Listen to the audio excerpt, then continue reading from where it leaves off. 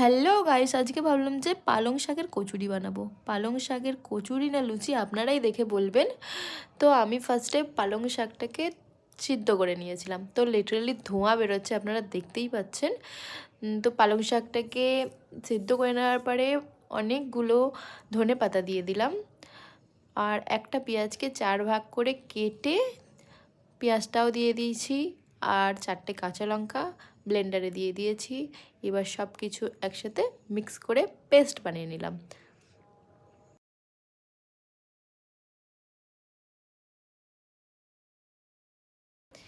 এবার একটা স্টিলের বাসন নিয়ে তার মধ্যে 500 গ্রাম ময়দা দিয়ে দিয়েছি, তারপরে দিয়েছি আদা রসুনের পেস্ট 1 চামচ, স্বাদ অনুযায়ী লবণ দিয়ে দিয়েছি, আর দিয়েছি 1 চামচ তেল, আর যেই পেস্টটা বানিয়ে রেখেছিলাম সেই পেস্টটা ওর মধ্যে দিয়ে দিলাম ময়দার মধ্যে। এবার ভালোভাবে সব কিছু মিক্স করে হালকা যদি গরম জল লাগে দিয়ে মেখে নিলাম।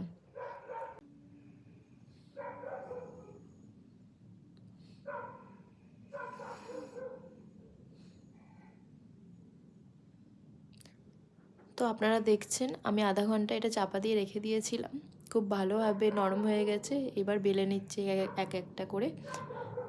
তো খুব সুন্দর কালার এসেছে, আপনারা দেখতেই পাচ্ছেন। এবার একটা কচুরি নিয়ে কড়াতে ছেড়ে দিলাম, খুব সুন্দর ফুলেছে জিনিসটা।